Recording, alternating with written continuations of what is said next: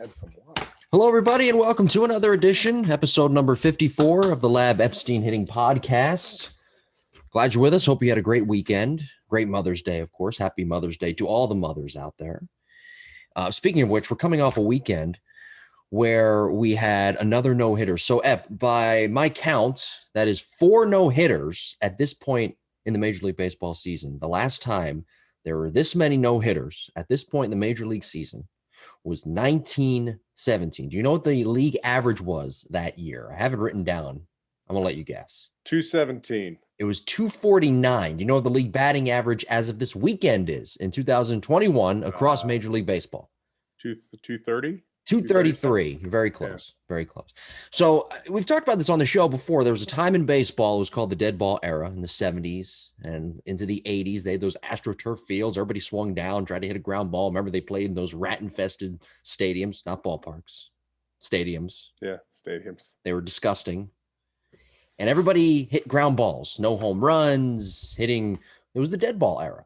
And I got to thinking, prepping for the show this week, are we entering the dead ball era part 2? Is this the second dead ball era? Because when you look at the no-hitters in the last 2 weeks, John Means, Wade Miley, no disrespect to those guys, but those are two guys, when you look at them traditionally, analytically, statistically, they are average to slightly above average pitchers. On a World Series or a team that's supposed to go deep into the postseason, they're number 3 or number 4 starters. And yet here they are throwing no-hitters. So my question to you is, with home runs going up, but starting to tick down a little bit, strikeouts going way up, and the league batting average being where it is, are we entering a dead ball era part 2? No. Okay. Well, you're a lot more positive. That's all I got. No. You're a lot more positive than I am, because I think we are. I would say it has to do with runs scored. So I think we have to let this year play out and see the amount of runs scored before we would consider something a dead ball era, because we're not having a lot of there's still 2-1 games, but during the early 1900s, right, people weren't scoring 5 runs a game, and we're still seeing teams score 5, 8, 9 runs a game, and then they're getting no hit when people expose them, or they have an off night, right? They don't hit 2 or 3 home runs. So I don't think it is, number one, because the ballparks are small. Even in the 70s, those ballparks were big. I hear it from my dad all the time. In the World Series in 72, I hit 3 balls up against the right center field fence, and it was 385 feet to right center. Now it's 365, So the stadiums are smaller. The balls are way harder, and guys are trying to hit home runs. So they're going to hit some home runs, and they're going to score some runs. But time will tell at the end of the season when you compare, runs versus just batting average. I mean, I get batting average is low and it's down, and the game's boring because of it, because there's not a lot of action until there is, oh, home run, yay. Hope he didn't blink. You know what I mean? It's like, hey, a walk and a home run, and, somebody's playing on their phone and they miss the whole game. But I don't know. We'll have to revisit this in 4 to 5 months. Could I give you a counterpoint? No, absolutely not. It wasn't on the schedule. So 16 of the 30 teams throughout baseball coming into the weekend have scored on average, under 4 runs per game. Glad you're with us, everybody. My name is Jim, and joining me as always. You just dropped the mic on me? No. I'm just, yeah. I make points, and it's just what I set you up. That's just what we do on this. Yeah, tear them down. Radio, YouTube show. Let me bring in my friend, co-host, former coach, professional evaluator, instructor, successful softball coach now, from what I heard today. Our intern was out playing a lot of softball today, apparently. Successful business owner, the man with a plan, the people's champ. As he always says, you better know your role and shut your mouth, Jake Epstein. I've never said that, ever. No, I say that weekly. You say it, and I do like The Rock. He's going to be our next president. Dwayne Johnson, 2024. Who's his vice president? He's got a show about it. Who's his vice president? Yeah. No, his show is Young Rock. First of all, I would say the $1 Million Man, Ted DiBiase. I don't think he's alive. Oh, really? Yeah, but we might want to. Our intern might want to check that for us. How about like Stone Cold? That would be great. Using the Can you imagine? It would be just bring it. Can you Just imagine? bring it. Right. The Rock and And then Stone Cold are president and vice president. and maybe that way we could limit the power of our government a little bit. Mm, If you're maybe. into that kind of, if you're into that kind of thing, if Yeah. you're into limiting the power, then you would put two people in there that didn't have a lot of power, right? And then you give power back to the people, back to the states, maybe at the state level. This is my libertarian spiel. Just because I heard a guy, I didn't even really know what libertarians were, and I'm like, it's not a bad thing. So you're now a libertarian, apparently. No, I don't know what I am. Now I'm Yeah. just confused and lost and figuring out what we're going to talk about on today's show. Well, I know what we're going to talk about. It's our Mechanical Breakdown Series, Volume 11. And we're breaking down the swing of my guy. Maybe, I think he might be my hitting soulmate. Yours is Vlad Guerrero. Mine might be his teammate, Bo Bichette. We're breaking him down today. So that's what we're talking about today. Yeah, no, that would be cool. And the swing we're going to use is his first home run from this year, which will be kind of fun. That would be fun. Now hold off on doing the annotation, because we have some things that we have to discuss. Important we are. I have multiple computers. Yeah. What kind of computer is that? Don't say it, because they're not a sponsor. You can't. We'll have to cover up that little logo. What else was I? Oh, don't forget to subscribe, everybody, to the show, Apple, Google, Spotify, and of course on our YouTube page, the Lab Epstein Hitting Podcast on YouTube. We've gotten some good feedback from our YouTube page, and this will be great because our Mechanical Breakdown series, a visual element to that is like perfect, because now people can actually watch more in depth us breaking down the swings of these guys. I love talking about Bo Bichette, by the way. He's our topic at hand today. And I want to declare that my scouting analysis from years ago, about 3 years ago, was correct. Okay, 4 years ago. It was correct about Bo Bichette. I wrote it down here. I copied and pasted from what I wrote down just in my own notes from 3 years ago. 4 years. I see you rolling your eyes. 4 years ago. And you just rolled your eyes. I did, but it wasn't on purpose. Yeah. I declared that Bo Bichette had tremendous bat to ball, among other things, tremendous bat to ball skills, maybe the best in the Toronto organization, and someday will win a batting title. Yeah, that's going to be great. That's going to be well on his great way. when that happens. Yeah. I know. I have a question because I don't know a lot about him. Yes. He was a high school sign, right? He was a second rounder. He wasn't a college. So he was a second rounder. Yes. So he waited to the second round. And then, he was drafted in the first round that year. You probably don't. His name, TJ Zoik, right-handed pitcher from Pittsburgh. Go ahead, Ep. That was 1-1? TJ Zoik was 1. He was in the first round. And Bo Bichette was probably he was first for the Blue Jays. Correct. Okay. Correct. TJ Zoik. So Bichette was the second rounder. I wonder where he was supposed to go to college. Like where he was set to go. Somebody told me Florida State, but I'm not 100% sure. He was homeschooled as a kid. That doesn't really matter much. He was kind of on this. He was on this path. Yeah, it's pretty good. It means you don't have to be a first rounder, man. There's really one thing I don't know if you've ever seen. You may probably have done an analysis on his swing before when he was in high school, but he moved his hands down, and his swing is a lot less handsy and more body, I guess, as he's moved on each level. Yeah, I don't think. I did is this like 5th year? No, because I've only been working with the crew for 4 years. It's the fourth draft. So I don't know what his swing was like before, but yes, he's definitely a lot body. Yeah. And we'll see how well he uses his body and how athletic he is to get into positions and how quick he is. But he also has a pretty efficient hand path as well. Yeah. If you have any questions for the show, be sure to email us, jimbopodcast21@gmail.com. And we can't get to our questions today because we've got so much to do, but we will get back to them next week. I alluded to it earlier in the show, I guess, a little bit. Chili Davis got fired this week, unfortunately. Yeah. I guess the Mets want more, from what I was reading, a more analytical approach and less of the old school. I don't really know what's wrong with the old school, but okay. They want more of an analytical approach. What's your take on, first off, his firing? Because you alluded to it a little bit last week about how hard the job is for a hitting coach, but also what do you make of his firing, and what do they mean when they talk about an analytical type approach rather than the traditional type?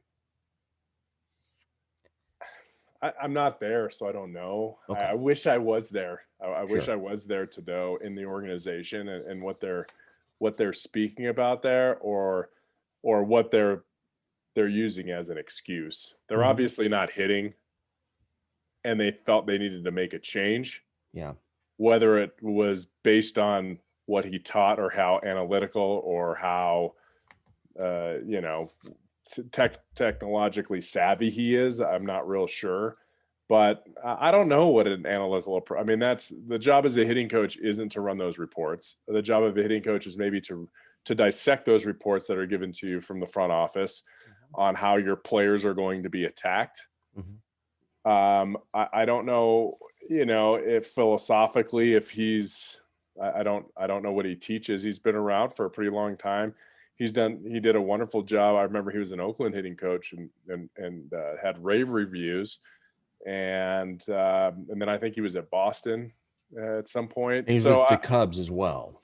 he's with the Cubs. Yeah, he kind of got ran out of Chicago, didn't he? Yeah.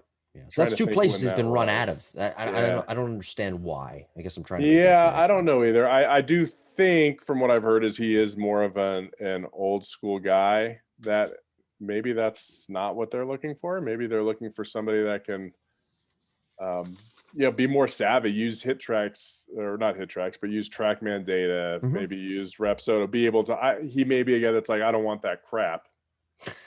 Right. Like, I don't want that. I don't need it. I don't need to Yeah. know how hard you're hitting the ball. You're a big leaguer, and I see that ball was smoked. Mhm. Like, I don't need it to know, it was 115. Like, I Yeah. know you hit the crap out of it, So maybe he was just very against it. I know as my dad got older, and I started using technology, and it was just video analysis, really. He was Mhm. kind of like, all right, I'm done. Like, Mhm. I'll talk all day about the mental side of hitting. Yeah. He's like, and I'll do hitting, but he's like, I'm not going to use video. Like, it's just, I'm not going to sit in front of a computer and do that. So maybe that was kind of his deal. Maybe he just didn't want to do that. But I'd be speculating if I knew really anything about the situation, because I don't, Mhm. except for what you said, which was they want someone that's a little bit more analytical. Yeah. And maybe relates to players differently. Mhm. Right. I Yeah. mean, maybe these players want to sit down and watch their at bats and want somebody to relay that information. Mhm. And maybe they weren't getting that. Sure. Okay, so I'm gonna pose a scenario, kind of put you on the spot here. Let's say a team says tomorrow, we want you to be our hitting coach, right? Mhm. And they say, but we want you to have an analytical approach along with your teachings. So Mhm. how do you go about forming an analytical approach that helps connect with your hitters in that said organization? So the cool part, like, I could do anything. I could dumb it down or dial it up, in Hmm. terms of technology. So Hmm. if you want analytical, let's look at, the spin rate on the balls that you hit. Hmm. Okay, you typically spin the ball too much, right? You get too much top spin, or you get maybe too much backspin. Maybe our approach is too steep. Okay, we can adjust this, that, and the other and change your spin rate. Well, that's totally analytical, right? Yeah. But I could also be like, hey, Johnny, let's go out on the field Hmm. and hit, and I'm going to throw you batting practice, and I want you to swing up more here. And then he swings up and he keeps smothering balls, right? Kind of top spinning balls, because that's his issue. And then I say, you know what? I want you to top these. I want you to chop down on these. And then all of a sudden he chops and like hits the top of the ball right into the ground. Then I say, okay, I want you to chop this, but I want you to aim for the bottom of the ball. And now all of a sudden he thinks he's chopping it. He hits the bottom of the ball and it launches with backspin with like a perfect spin rate. Yeah. And then we put video on it and say, okay, that's what it looked like. Hmm. So you can do it with trial and error, or you can do it with analytics. Hmm. On a mental side, if you're trying to create an approach, Hmm. you can simply digest that information as a hitting coach and say, you know what, how does this guy usually get you out? You have a conversation. Well, he usually gets me out, away. Okay, well, how does he get ahead of you? Yeah. Okay, well, he typically throws me off speed early in the count. Okay, let's look off speed. Okay, so Yeah. there's your conversation. There's your very basic approach. Or you can say, okay, I'm going to download all the TrackMan data on the last 40 at bats you had, or even mess with that. Here's the last 10 at bats you had against said pitcher.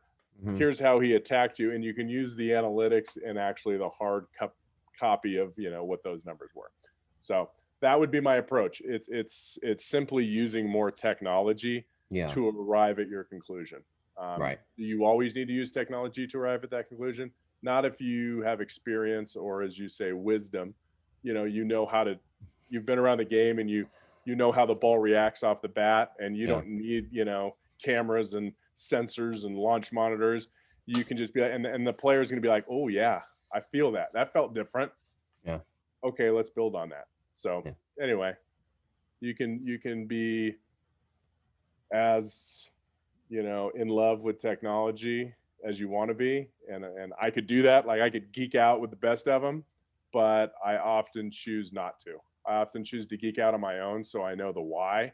But then with the player, I try to simplify that information for them so that they can do it without their head exploding.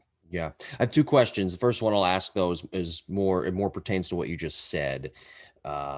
Is that your approach? And do you think simplifying things, do you think that's also the problem right now throughout the game of baseball, is that things have gotten so complicated that all of a sudden 98-mile-per-hour fastballs are going by because everybody's thinking too much? A little bit. I think Mhm. I don't think everybody understands the how, why the bat is doing this, why the ball is doing that, why the strikeouts are where they are. Mhm. I really don't. I think players are like, well, hey, did you see Chris Bryant the other day? I mean, what's Chris Bryant? Chris Bryant as an amateur player, what did his dad say? Never hit a ground ball. Every ball you hit hits the top of the cage. Do not hit a ground ball, hit a fly ball, be under. You're either going to miss, or you're going to miss in the air, or you're going to hit a home run or a line drive somewhere, right? You are not going to hit a ground ball. So that's his whole life. And then this year, what did his dad say recently in Sports Illustrated? All we worked on was hitting the top half of the ball. We set the hack attack machine at 90 miles an hour every single day. We took like 300 swings a day, and he was trying to keep his barrel up to stay on top of everything. Yeah. Yeah. Right? That's 180 degrees from what he was used to doing, Mhm. right? So what is the process? I did an annotation. I'm going to blow my own horn here. Okay. Because it's late. It's late at night.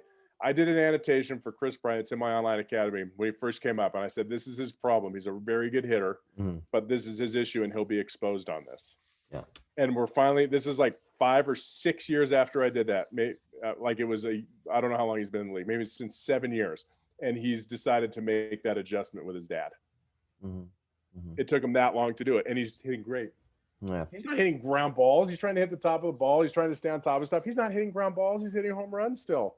Yeah. But he made a slight adjustment. And I think the issue is people are like, okay, I want to increase my launch angle. How do I do that? Well, I got to get underneath stuff. I got to drop down and do this. And that's not the proper way to do it. And when you do that, then you build in a bad mechanical issue, and then you're done. So, like, I'm a guy that doesn't want, especially with certain players, right? Like, if you're a bigger person, I want your miss to be in the air. No reason. And at the big league level, like, you hit a ground ball, it's a double play, right? So your miss is in the air. Well, how do we do that? Well, we don't do it by just dumping the barrel underneath, right? We're going to do it by our through path. Where's our launch and where's our through path? But most people are like, I'm just going to try to lift, get the ball in the air. I would say 95% of professional coaches don't have that process right. Right. And then the really good ones do. Well, I think you just answered the question right there. Everything. What was the question? I don't remember. I mean, overall, I think you said 95% don't understand that process. Maybe that's a huge problem. Maybe that's the problem within the game. And I think pitching coaches actually do understand that process, or maybe they understand it better. Yeah. No, I just think, and maybe it's not hitting coaches. Maybe it's got to stem through the hitting coach somewhere. Maybe it's the front office. Maybe it's the agent, the owners. Maybe it's the player themselves. I just want to hit the ball in the air, and they don't know the right way to do it. Yeah. There's one way to do it. You just drop your barrel, and when you do hit it, you'll probably hit under it if you're a little late. And then if you're a little tiny bit early, you're going to top it, right? And that's kind of where Judge got into a little bit. Like, just kind of got out of that path a little bit, and then he's trying to fix that path, which is the same thing that Chris Bryant is doing. And when you have guys with that kind of ability, if they do make that adjustment, which I wish I could have had a conversation with both of them 3 Mhm. years ago about how to make it, because they probably could have made the adjustment in like a week Yeah. because they're so talented. Like, they're going to be great if they stick with it and they do make that adjustment. And I hope Yeah. they do. And then pitchers will be like, okay, we're going to bring back the splitter. We're going to start throwing sinkers more and sinkers, sliders right. more, right? And then the hitters Right. will have to be like, okay, now we got to dump the barrel a little bit more. Yeah. So it's Yeah, a game of adjustments. As a hitter, you have to be able to do both. Yeah. Hey, there's a sinker ball pitch. You got to get under it. Okay. All right. This guy's throwing, four-seam fastballs at the belt. Okay. Find a way to, we have to have a swing to be able to do that. And some people can, and some people, they're just robots and they do the same thing over again.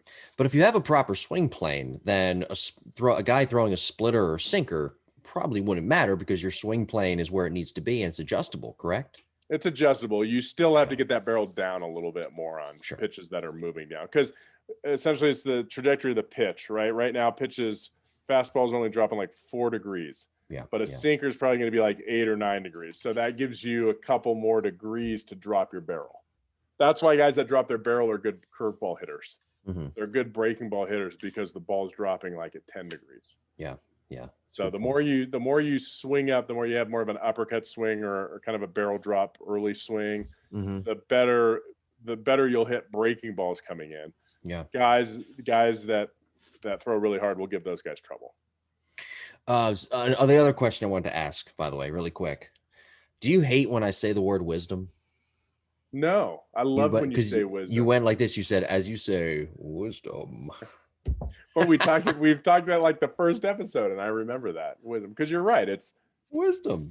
Great word. You have experience, man. Experience plus information. Can I tell you how many times in my life my dad has pounded that into my head? He said, "You should listen to me because I have the wisdom. I have the wisdom. I have the wisdom." And I'm sure you do the same thing. I just visualize your dad with like a sorcerer hat on. Right. Yeah, exactly. Or he visualizes himself with the sorcerer hat on. He may do that. Wisdom, wisdom, wisdom.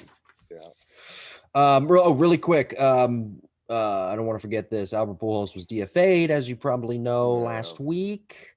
Right move, wrong move. I think personally, people are going to hate me for saying this. I do think it was the right move, though. I mean, the Angels are in the thick of things in the American League West, but they go on, say, losing 8 of 9 or some kind of run like that, and they're out of the playoff picture again. And Mike Trout, they're wasting more years of Mike Trout and Shohei Ohtani and Anthony Rendon. Those guys aren't getting any younger, among other guys. And they're still getting paid. Yes, of course. So, with that said, I don't think necessarily it was a terrible move. I don't want to see Albert go out that way, but I don't think it was a terrible move for the Angels.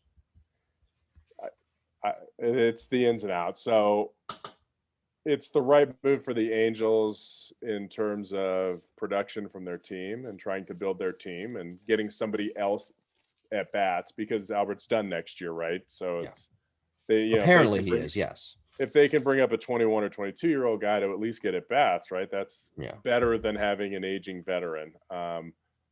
If it was the National League and he was coming off the bench, that would be a pretty cool role for him. Mm-hmm. Maybe shows up in St. Louis if they want to give him a roster spot to finish his career as a pinch hitter or something like that. Mm-hmm. It's sad that it went out that way. I think the issue was, at least that I read, they were facing a pitcher that he had lit up the last 6 for 9 off Ryan Yarbrough. Yeah, you're exactly right. And he went in the lineup, and I think that was the last straw. Mm-hmm. And so I'm thinking he went to them and said, "Look, this is BS. I need to be playing more." And they said, "We just can't do that." And they couldn't come to some kind of compromise, and it's a PR nightmare, right, for the Angels, or more for baseball. I think it's sad to see aging veterans go out like that. I know that, I'm not sure if Albert's really 41 right now.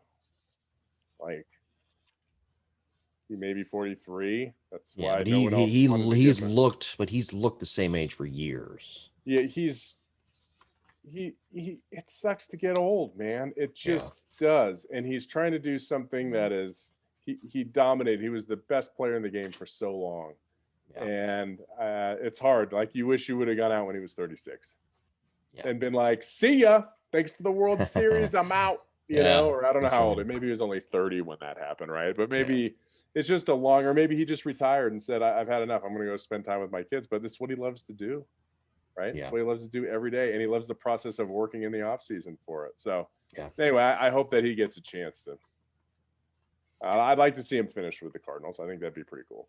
We're going to do a whole episode, by the way, on Albert Pujols, probably at the end of the year, just to celebrate his career, look at his swing, maybe the way it's kind of evolved and changed, which it hasn't really changed too much. I don't think it really hasn't. No. We'll do an Albert Pujols episode, and he's kind of like our Mantle. Yeah. Right. Like everyone said people that saw Mantle late in his career, it's like you think Albert Pujols, you're like right now. Oh, Albert's up. Nobody cares when Albert's up right now. Yeah, good point. Like 8 years ago, for like a 12-year span, people would stop and watch Albert Bell hit because he was the best hitter in baseball. Yeah. And now people, what we think of Albert is like, oh, Albert, he's old and whatever. But we don't remember that time he hit a ball to the, which makes me, I don't know if you saw it. It was, I don't know where I saw it on Twitter. And it was like a picture of like the Mars rover, right? Yeah. It was a picture of the Mars landscape, and they put a baseball on there. Yeah. And they said, here's the ball he hit in the playoffs in Houston. They finally found it. Yeah. I hit it off Brad Lidge. There's another home run that there's another home run that he hit in 2011, though, in Texas, in Arlington. Another absolute bomb that he hit that people just, for whatever reason, seem to forget about. But I think it went the same distance as the one when he hit it in Houston. It was such a bomb. I wish he would have stayed with St. Louis personally. Yeah, I know. Me too. Would have made a nice little story. By the way, the Angels have really they didn't get much out of in terms of wins and playoff exposure and appearances, I guess. I don't think it was a good $260 million investment. They didn't get what they wanted in that instance from Pujols. They didn't get it from C.J. Wilson, left-handed pitcher, you might remember. I mean, he fell apart. Josh Hamilton. I mean, the Angels just they got to watch the movie Moneyball or something. By the way, a really quick question for you. Do you like Moneyball better than Trouble with the Curve, or Trouble with the Curve better than Moneyball? I like Moneyball better. Do you like it because Brad Pitt plays a good Billy Bean? Or I like Billy. I like Billy Bean went to the high school I went to, so I like Billy Bean. I like his story of Okay. Do you know him personally? Not making. No, I've never met him personally. Oh, okay. So I like his story, and I like. Well, it's real life, right? I mean, Trouble with the Curve. I don't know. I'm sure if that's a true story or not. Maybe it is. It is not. Okay. It's still a good movie. There's a lot of good movies. Bull Durham. It's a good movie. Yeah, but I mean, I like how Trouble with the Curve kind of punches back in Moneyball and says, "Hey, us scouts, we know what we're talking about." We know what we're talking about. And they do. Yeah. Excuse me, they do. I just like the movie itself. And I like Amy, what's her name? Who was in it? She's very, very pretty woman and a great actress. And you know what? She was great in that movie. Yeah, what's her name? Amy Adams, or was that her name? Oh, it was Amy Adams? Yeah. The redhead. Right. Very she's pretty good. gal.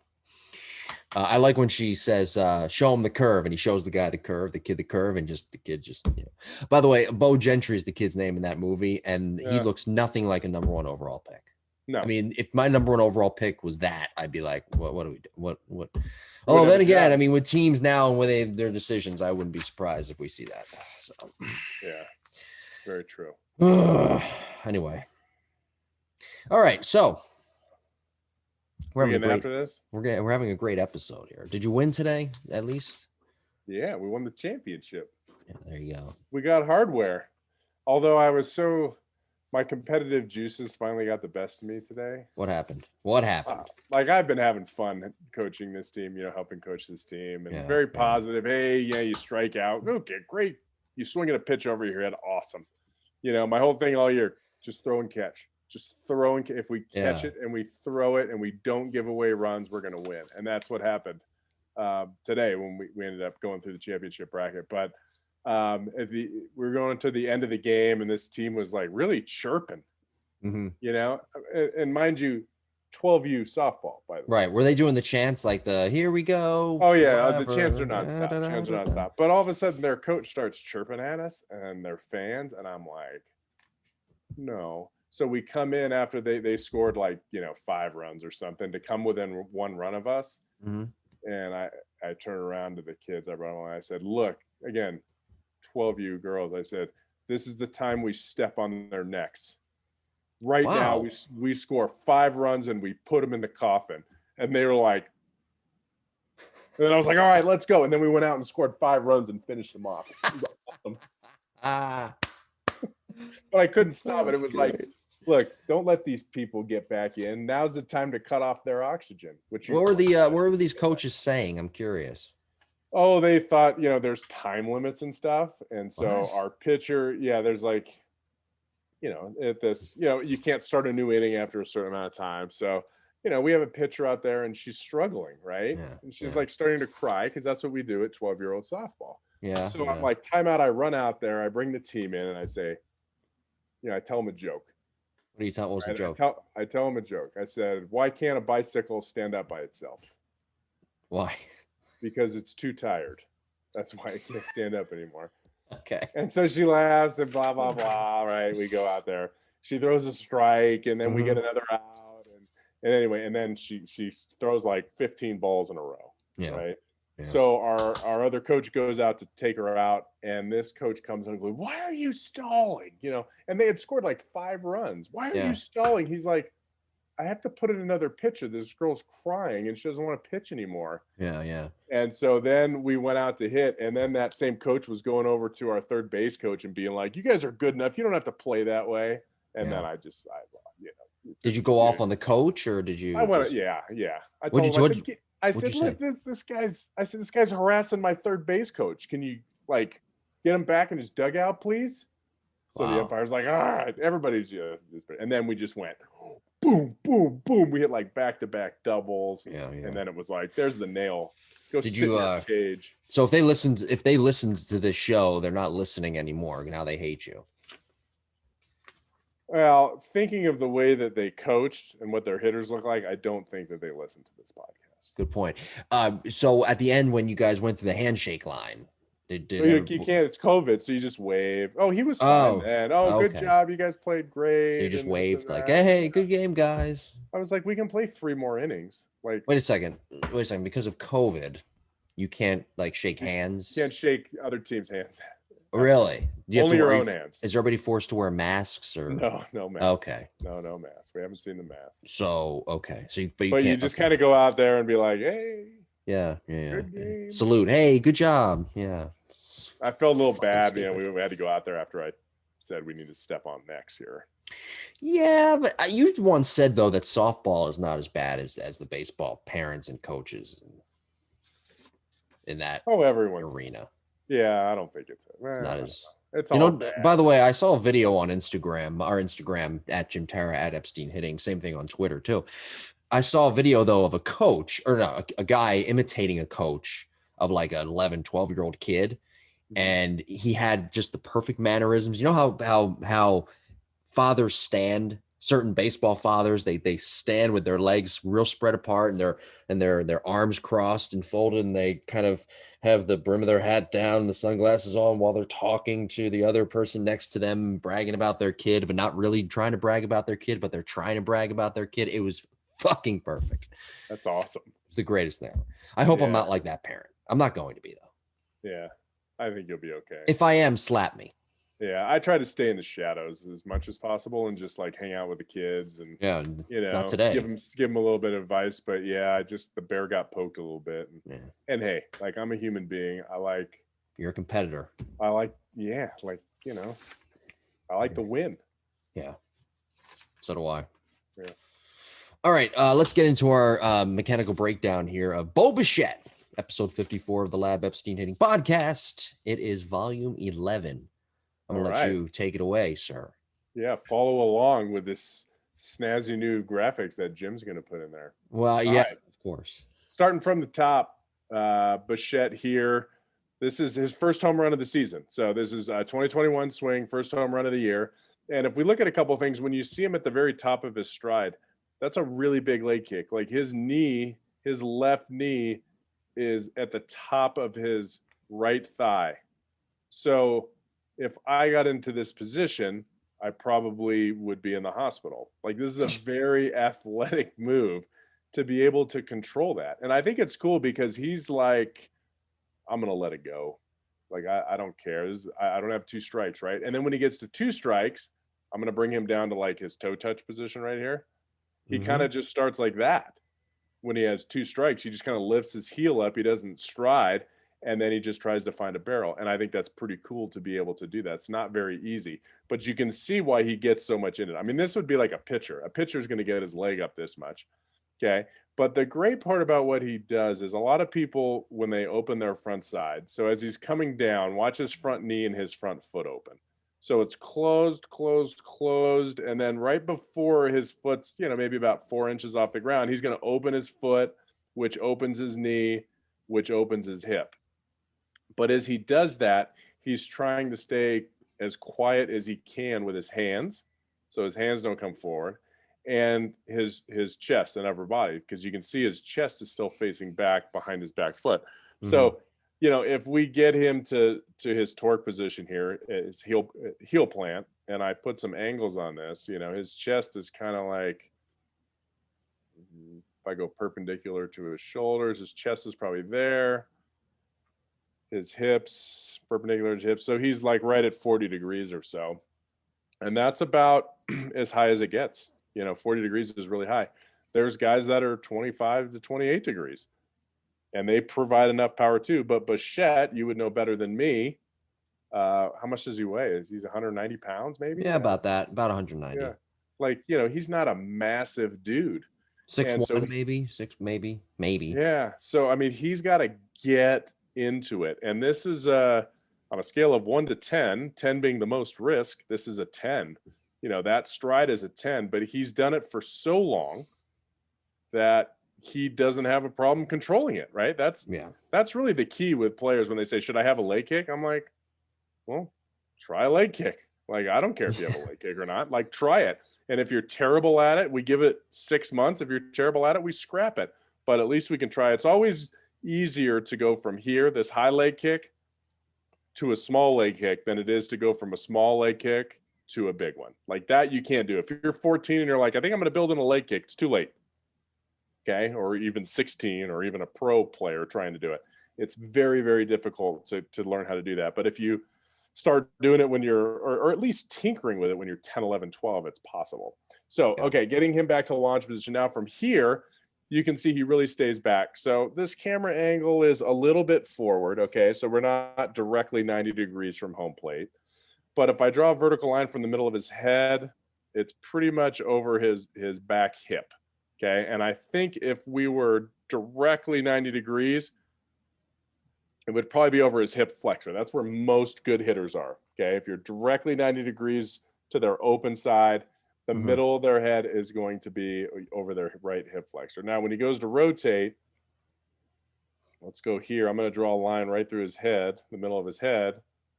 Look how he keeps his head back. Yeah.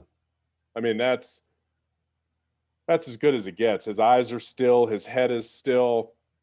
He's able to rotate around. We talk about rotating around the axis. Well, the axis is the head. Oh, yeah. Like if your head is sliding forward or backwards, then it makes it hard to rotate around it. Okay. So if you can keep your head in the top of your spine still, then you can rotate around it. You can see he releases his backside, his back foot comes forward. Oh, I don't know, maybe 2 inches or so. Look at his knee action and thigh action. It's almost like 2 thighs become one by the time he hits. You don't even see his left thigh. He's rotated so much. Backstory on this pitch, it's middle in. Okay. So this pitch was probably ball 1, like, the first channel over home plate. This pitch was middle in. So he really had to turn on it. Yeah. Okay. Yeah. And you can see he launched this, this ball off the bat. Trajectory is, somewhere in the low 30s or so, 33 degrees. And his bat, was probably moving, 10 there, and then it starts moving up a little bit, so he probably hits it somewhere between 10 and 19. So we'll say 15. He's swinging up at 15. He hits it at 33. That's pretty good. That ball's going to go a long way. You can see his front foot release. See how he's pushing up through his heel after contact? Okay. So if you ever see, this is actually big for parents and kids and coaches out there. If you ever see, this is like certification material right here you're getting. Oh, If you ever, pay yeah, attention, everybody. see the toes lift right there? That means he's pushing through his heel and his hamstrings and his glutes. Okay. If you, and you'll see this a lot with players, if you see the heel lift, a lot of times you see the heel lift, that means the weight's pushing in the toes. So you'll see the toes are in the ground, but the heel's up. That means the weight's in the front of the knee and the quad, and they're either too narrow or they're coming forward too much. They're rotating forward and maybe they're pushing back here too much, or like I said, they're just too narrow. So that front foot tells a pretty good story. But if we watch his back hip, this is kind of fun. This is so awesome. Watch his back knee pull his back foot up. Okay, see the knee right there, boom. As the knee comes in, the heel comes up. Then as the knee keeps going, it pulls the heel up more, boom, boom, boom. It's all about the knee. And I don't know if I'm one of the only few guys that talk about it, but I'm a knee guy. When the knees work well, when this knee pulls back and this knee pulls forward, I don't even care about your feet and I don't care about your hips because I know they'll be good. So I saw a Coach Schneider at 8 a.m. softball, right? We talked about Coach Snyder before, awesome dude. Somebody posted something. I don't know if it was even a baseball coach. It may have been like a basketball coach or something. And it said, being able to relate to your players or being able to communicate to your players in different ways is what makes a good coach. And I would put a footnote on there, or a good teacher, right? Because you can tell Bo, I want your knees to come together. And Bo's like, okay, like this? Sweet, your hip speed just went through the roof. Maybe you say that to the next player and they look at you like, okay, and then they do something weird here. And a good coach is like, okay, I'm never going to say that to this player again. Let's think about getting your back heel high. And then maybe all of a sudden they think about their heel and then their knee actually comes in. So we're getting to the same result, but we're using different terms to get there because everybody is different. Everybody has a different brain. Everybody has a different feel. Some people are Vanderbilt grads and some people are LaSalle grads. Like we can't keep and some people aren't grads at all, right? Some people, I played with a dude in short season. Oh, I can see him, but I can't remember his name. I sat with him on my first bus trip. Oh, and it was funny because I was trying to learn Spanish better, and so I would always talk to the Latin guys. Yeah. How I say this and we say that, right? Sure. And so I picked this guy, and the Latin guys are like, we don't even know what he's saying. Like, we can't even understand. But anyway, they drafted him. He was throwing like rocks at grapefruits, trying to knock them down. Yeah. And somebody gave him a contract. So you have people like that you have to teach. And then you have, like I said, people from Vanderbilt, or really big brain kind of guys. So anyway, that's what makes a good coach. So if we look at this swing, if we break down a little more, you can see how tight his arms are at contact, right? His right elbow is really tight. We talked about this with different players, how this isn't good unless it's an inside pitch. So as he comes through here, even though that arm is tight, he still gets to extension, right? He still gets to an awesome power V. It's just later. It's in foul territory. And we talk about a lot about this in certification. Where is your power V position, right? Like, where is it in fair territory? Is it in foul territory? Is it in right field? Is it in left field? It's dependent on the pitch. If the pitch is inside, I don't want you to alligator arm this around because it'll create bad habits. But if you do it to get to the ball and then you still stay through it with his arms, now all of a sudden on an outside pitch, you'll be able to get to it. So what I'm going to do now, I'm pausing the video, but I'm going to try to bring in another clip of him where he's fooled. Okay, so just kind of bear with me for 15 to 20 seconds. Well, let me, while you're doing that, can I ask you a question at the same time? Can you look it up? And I'm already done, Jim. Oh, well, proceed. No, you can still ask a question. Okay, let me go through this first. Go through that, and then I'll ask the question at the end. Okay, so this is a pitch he's totally fooled on. The pitch is down and away. It's a slider that he's going to hit. You don't have access to this clip, Jim, so sorry. But look at his right arm. Just nod like you know what's going on. You'll see his right arm isn't close to his ribs. Okay. It's not close to being bent. and then watch him extend through. So look at where this was a home run too. Look at where his power V is on this one. His power V is pointing to the right of the pitcher, where on the one before his power V was in foul territory. So that's what makes a good hitter, a guy that can keep his arms tight when he has to. But if he would have kept his arms tight on this pitch, he would have missed it by probably 10 or 12 inches. Instead, even though he was fooled a little bit, he still got barrel. He still hit a home run, and maybe he wins a batting title because of that one swing. And now back to you, Jim. You're placating me by saying that, aren't you? I hope it happens. All right. Well, let me ask you this. So I mentioned Yes. earlier, tremendous bat to ball skills. What do you think right now of his bat to ball skills? Off the charts. Okay. Way above average. Yeah. Okay. I totally agree with you. 100%. So you think he will win a batting title one day, or has a shot to? I think so. Yeah. Okay.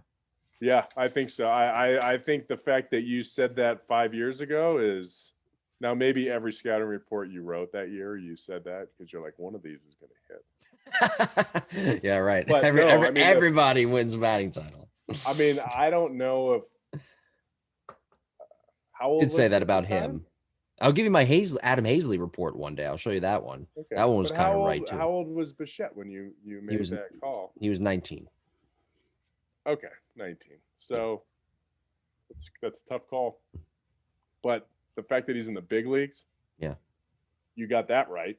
I did. The I did. fact But that's that an he's- easy one. I'm not going to give myself credit for that. 'Cause Really? Like that's an easy one. you knew I'll at tell you 19 why. he was going to be a consistent big leaguer, an everyday big leaguer for more than Me saying, 2 well, I years. think saying a second rounder who was hitting off the charts as he was in Lansing, which was the Class A affiliate at the time, it's kind of easy to predict. And plus, he kind of had a rocket ship along with Vlad. It's easy to predict that he's going to be a big leaguer. Now it's really, in my opinion, it was breaking down. Okay, what kind of big leaguer are we looking at? A guy who's going to stay short, which I think he will.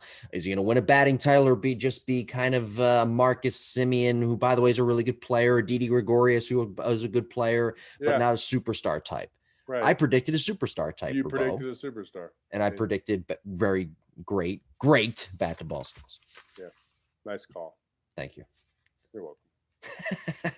Your You deserve it. sarcasm. You did no. I do. You feel it deserve in my bones that you're deserve it. being sarcastic, sir. You deserve it. No, I'm actually not. Normally I am. So let me ask you about his hand path. What do you think of that? Hand path. Some would say he has a barrel dump or he was whatever. Slightly, I think slightly he does. But was it on that pitch which looked to be thigh high inside? Yeah, low? he had a little bit. Like if he didn't Okay. quite get it out in front, he would have been exposed. But it's one of those. It's not a drastic dump. It's not a dump that's going to cause him to miss pitches. It's going to cause him to foul pitches off. Yeah. But the fact that he continues his extent, most guys that have a little bit of a dump, they don't extend properly. Okay. They extend too late. Yeah. And so then when they're late, they swing under it or foul it back. And when they're early, they top it. He's a guy that might have, on a scale of 1 to 10, a barrel dump, like a 2. Okay. He does, but he doesn't try to correct it. He knows he's underneath and he still sticks with his good extension. Yeah. And that allows him to get to all pitches. So he has a very good hand path, primarily because there's no casting and there's no bat drag and there's no arm bar. He turns very much in sync and in unison with his arms. He doesn't have any. So barrel dump typically is when guys are doing that with their hands early. So, he might have this hitch as he lifts his hands up, but when he goes to here, he kind of turns with them this way. He doesn't turn and do that. Yeah, that's what I'm looking at. Underneath, right? Yeah. So, yeah, I think, I think his path is good, most importantly. Yeah. Because it's adjustable, like we showed on those 2 pitches. He got to a pitch that was on the inside corner. Mm-hmm. Pulled it for a home run without hooking it foul. Yeah. And then he takes a pitch down and away at his shins, and he's still able to get barrel on it and elevate it without rolling over the top of it. To me, that means you have a good path because it's adjustable. This game, I don't care what part of the game you're doing, it's a game of adjustments. If you're hitting, it's a game of, if you're pitching, it's a game. If you're fielding balls, if you're, reading fly balls, if you're a catcher, if you're a manager, you're constantly making adjustments. Mhm. And there's nothing that drives me crazier than someone that does the same thing over and over again without making an adjustment. And so I'm very good about that and so are my instructors down at the lab, because I kind of harp on it all the time. Yeah. You just swung. I told you, I showed you, you just swung under 3 balls in a row. Don't swing under the 4th. Swing over it. Make me happy. Miss it by this much. I'm going to video it. Miss it by this much over the top. You know what happens? They hit it. And I'm like, you made an adjustment. Mm-hmm. What happens if I wasn't here and you took another 60 swings and you swung under the next 40 of them? That'd be a bad day, right? You wouldn't feel very good. Make an adjustment. And maybe I should make a shirt that says make an adjustment. That'd be good. You know what? You could make that shirt. We could both wear it. And that could be like the new theme of our podcast. Yeah, we Lab could Epstein hitting trademark podcast. it. What if it was make an effing adjustment? It could. The Lab Epstein hitting podcast. Make an effing adjustment. That's right. Does your podcast suck? Make an adjustment. Are you tired of your podcast? Listen to ours. Are you listening to the wrong hitting guru, the wrong hitting podcast? Make an effing adjustment. The Lab Epstein hitting podcast. Yeah. I like it. What do you think, Bo? I kind of predicted his future, I guess. What's your prediction of Bo's future going forward? Is he going to be playing for the next 20 years, or 18 at this point, so he's 40 like Albert? Will he get hurt like Tulo did, unfortunately? Will he be playing shortstop his entire career? What do you see in the future in your crystal ball, if you will? I wish I watched him more in-game stuff, because I really only see highlights of him. So I would be guessing if any of those. I'm not sure he'll always be a shortstop. I don't think anyone. I don't know. I think you have shortstops that are it's a very demanding position, and it's hard to be consistent offensive short. It's like being an offensive catcher. I don't know. I see him as, maybe a third baseman after 7 or 8 years in the league. Interesting. I mean, I don't know. That's just kind of, and I think he'll play for 15, because why would you play for 20 anymore? You know what I mean? Unless he's got multiple batting titles, he wants to get 3,000 hits, and he's close to being a Hall of Famer, and then you stretch out your career. But I'll be honest, you make plenty of money, go out on top, play till you're 35 years old. Okay. Go out on top, spend time with your kids. Mm-hmm. Too many people don't get to do that. All right. Well, but he's only 30. He's going to be, if that's the case, he'll only be 35. So then, some people still aren't settled into their careers at 35 in the real world, right? So what does he do then? Buys a yacht, goes fishing. Yeah, but he has many more years after that. I know. He goes after the big fish. He tries to make the senior tour in golf by the time he's 50. So he's gonna be like Tony Romo. He trains to become a +5 handicap. I don't think Bo golfs, knowing him. Could you imagine though, with that swing, what he would do? He would have no stand. His sandwich would go 190 yards. Yeah, I forgot to mention something, by the way. Thank you for bringing that up. He is a big-time tennis player. Oh, that's right. You might have known that. They have a big tennis family, right? Yes. Yeah. His mom, I think so. Okay. So how did that affect his swing, if any? Maybe not. You create a lot of torque in tennis. Okay. Torque with what? The hands? Your lower body. No, your lower body. Okay. Your upper body. Mm-hmm. Yeah, you got to get your legs into position. Mm-hmm. It typically causes people to bat drag, though. Oh.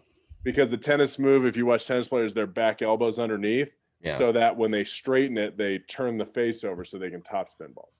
Maybe he'll be like some tennis athlete when he's done playing baseball. Yeah. Maybe he'll become a commentator. Maybe he'll be. I mean, what does everyone do? Maybe. What does David Ortiz do? He shows up once a year. He's okay. You're not an A-Rod guy either, so maybe he'll be I like A-Rod. No, you don't. You said last week you didn't like him. I like listening to the things that he says. Right. Because I think he has really good information that comes out of his mouth. I don't care for the delivery in which it comes out. I mean, it's not terrible, but I think he's. I wish kids would listen to him talk because he just spews wisdom. You're making fun of me. You're making fun of me. He does, though. I mean, God, imagine how many pitches he's seen in his life, how many at-bats he's had, how he thinks, and he talks about that kind of stuff. That part of it's really good. You know, I could, whatever he does, whatever he wants with his, All right, so Bo will play. Bo will play until he's 35. You don't like A-Rod's delivery, but you like what he says. Correct. And did I miss anything else? There's got to be something. I'm sure there is. Yeah. I'm sure there's a lot of things. There is something I'll tell you off air. Okay. It has to do with me writing a certain report about a certain player that I really like in this year's draft. Nice. I don't know if you can tell me that. I don't know if I could. Well, who's gonna know, right? Who's gonna find out? Who's gonna know? I plead the proverbial fifth. That's right. That's right. All right, next week. Great stuff with Bo this week. Finally got to Bo. So we've done Vlad, we've done Bo. We're doing Ronald Acuna Jr. in a few weeks. Next week, we're talking about the first 100 plate appearances for a hitter in a season, which is vitally important. We're going to kind of break that down. The first 100 plate appearances for a hitter, because they are very important, and they kind of tell you what your season's going, the rest of your season is going to be like. And I think it leaves some hints and clues as to what the hell went wrong in your training and what's going wrong in your season in general. Absolutely. Yes. Yeah, how you prepared for the season. Because sometimes what happens is, we'll talk about this on that episode, but sometimes what happens is we prepare the wrong way and we start off terribly, and then we get back to our groove that we normally do. Yeah. It's interesting to watch that with different teams. And before you know it, sometimes that groove, it's too late, right? Yeah. Or you don't have a job anymore. Oof. Well, do we have to end the show on that negative note? No. No. Well, one person losing their job is one person gaining a job. All right. How about that? Epstein 2024. Remember, we can. All those pipeline workers will find new jobs. Don't worry, it's okay. Yeah, they'll find new jobs. They'll create new jobs. That's what we do in America. Yeah, they'll get new jobs. By the way, speaking of jobs, Steve Jobs. Trying to make a correlation. Oh no, that's not Steve Jobs. No. Here's my LaSalle degree coming out. It's the other guy, Bill Gates, getting divorced. Yeah, he's getting a divorce. How about that?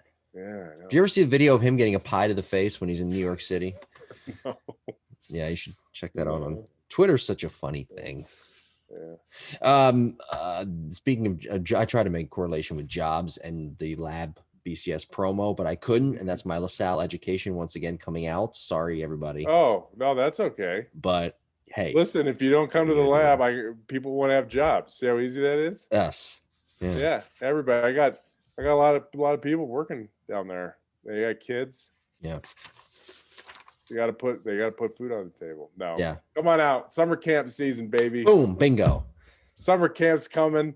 And I do have more people that we brought in, high school and college coaches, to help with those summer camps. So there's the plug. What college coaches? Am I allowed to know, or is smaller? Like no, they're smaller college coaches. Yeah. Well, nevertheless, smaller kids camps. Okay. Yeah. And what's going to be going on at those summer camps? All kinds of fun, Jim. I know. Well, I know, but I mean, are they all day camps? So like the parents. The first one is we're going to have a bunch of different ones. The first one is younger guys, and it's fun. It's fundamentals in the morning, and then games in the afternoon, like home run derby, over the line, dodgeball, pickle drills. Yeah. So we work hard in the morning. We get our work done. Fundamentally, all skills camp, defense, throwing, hitting, all that kind of stuff.